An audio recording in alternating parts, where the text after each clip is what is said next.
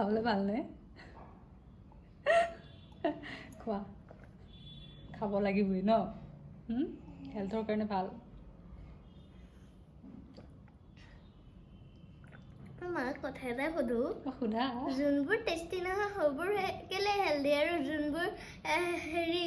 Tasty সেইবোৰ কেলে junk food সেইটো এই মুখত টেষ্টি হ'লে পেটত বেয়া হয় মুখত বেয়া হ'লে পেটত ভাল হয় সেইকাৰণে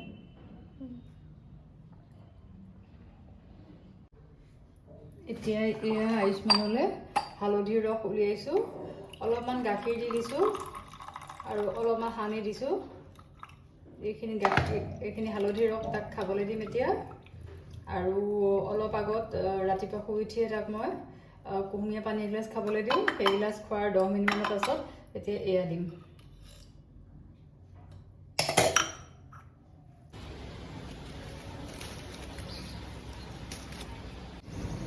হেল্ল' ফ্ৰেণ্ডছ গুড মৰ্ণিং আজি মই এতিয়া এইখিনি কচু লৈছোঁ কচু বনাম আমাৰ আয়ুষ্মানে খাই বহুত ভাল পায় কচু আৰু কচুখিনি মই এতিয়া কেনেদৰে বাচিম মই সেইখিনি দেখুৱাম আৰু এই ভিডিঅ'টো মই যিসকল ল'ৰা ছোৱালী PG বা হোষ্টেলত থাকে মাক দেউতাকৰ পৰা দূৰত থাকি নিজে বনাই খাব লগা হয় সেইখিনিৰ কাৰণে বনাইছোঁ সেইসকলৰ কাৰণে আৰু দেখিছেনে এই কচুখিনিৰ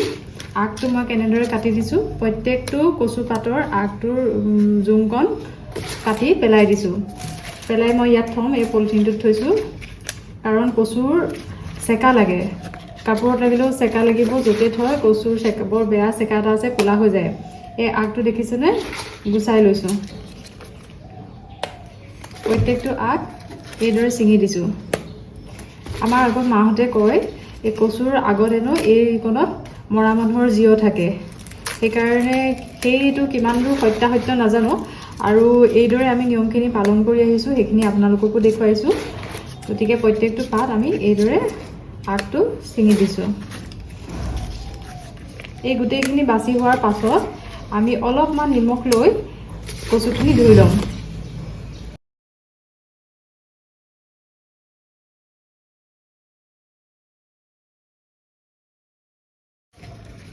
এইখিনি মোৰ ইতিমধ্যে বচা হৈ গৈছে আৰু এতিয়া মই কচুখিনি ভালদৰে ধুই ল'ম এনেকৈ ফালি গৈছে হালধীয়া হৈ গৈছে এইবোৰ কিন্তু বেয়া নহয় খাব পাৰি প্ৰথম এবাৰ দুবাৰ ধুওঁতে আপোনালোকে এটা কাম কৰিব পাৰে কচুখিনি এইদৰে এখন হাতা লৈ পেলাই প্ৰথমতে ধুই লওক তাৰপিছত লাষ্টৰ বাৰত আপোনালোকে হাতেৰে দি ধুই দিব ভাল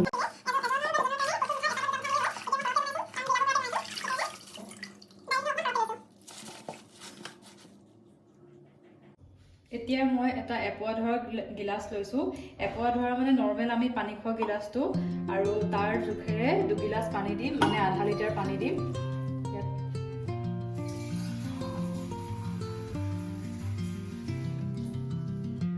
এতিয়া দেখিছেনে আধা লিটাৰ পানী দিছোঁ আৰু অলপমান আৰু এপোৱা দি দিম 3 পোৱা পানী দিম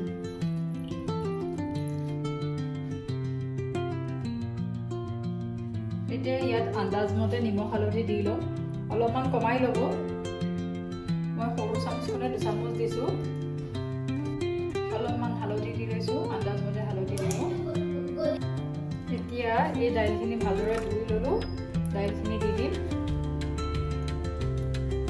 এতিয়া ইয়াত 2টা বিলাহী কাটি দিছোঁ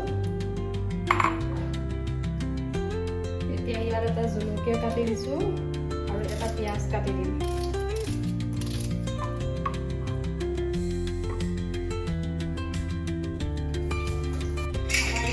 কামখিনি হৈ গৈছে আৰু এতিয়া কুকাৰৰ সাপখন মাৰি দিম আৰু গোটেই ফুল হৈ গৈছে কিন্তু যেতিয়া আমি গেছত দিম তেতিয়া গোটেইখিনি তললৈ বহি যাব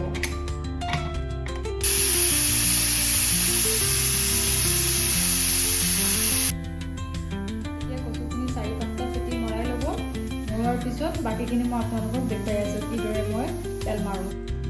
এতিয়া মই এইখিনি ৰেডি কৰি লৈছোঁ অলপমান পিঁয়াজ অলপমান গোটা জিৰা ধুই লৈছোঁ আৰু লং ইলাচি ডালচেনি লৈছোঁ আৰু এইফালে আদা নহৰুখিনি এইদৰে অলপ সময় পানীত তিয়াই থৈছোঁ আৰু পানীত তিয়াই থ'লে বাকলি গুচাবলৈ সহজ হয় মোহাৰি দিলে বাকলিখিনি গুচি যায় এতিয়া মই এই কচুখিনি এইদৰে কাঢ়ি ল'লোঁ দুভাগকৈ, কাৰণ আমাৰ এই 3টা মানুহৰ জোখৰ সৰু সৰু বাচন, গতিকে এইদৰে মই দুভাগ কৰি কাঢ়ি লৈছোঁ। আৰু এতিয়া মই বনাবলৈ আৰম্ভ কৰিম। এতিয়া কচুখিনি তেল মাৰিবলৈ মই কুকাৰটো ৰেডি কৰি লৈছোঁ।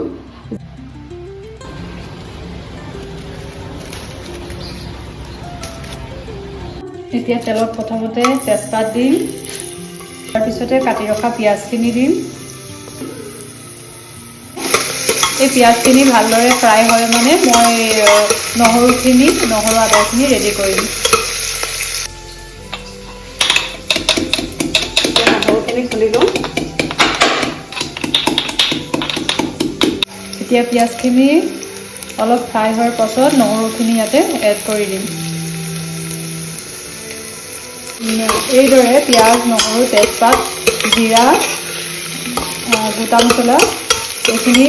অলপ সময় ফ্ৰাই কৰাৰ পাছত আদাখিনি দি দিম। আদা বহুত বেছি ল'ব নালাগে, আদা ইমানখিনি ল'লেই হ'ব। আদা বেছি দিলে খাবলৈ বেয়া হ'ব, গতিকে পিঁয়াজ নহৰুখিনি ফ্ৰাই হৈ যোৱাৰ পাছত আদাখিনি দি দিম।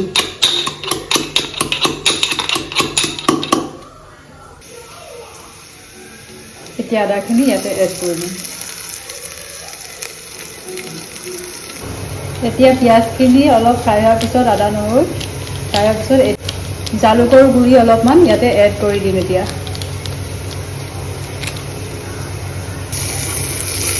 পেকেট জালুকতকৈ গোটা জালুক হ'লে বেছি ভাল হয়, কিন্তু মোৰ আজি গোটা জালুক নাই, গতিকে মই পেকেট জালুকেই কাম চলাইছোঁ। সেইখিনি এতিয়া কচু দিব পৰা হৈছে। এতিয়া অলপ কমকৈ কচুখিনি দি দিম। এতিয়া গোটেই কচুখিনি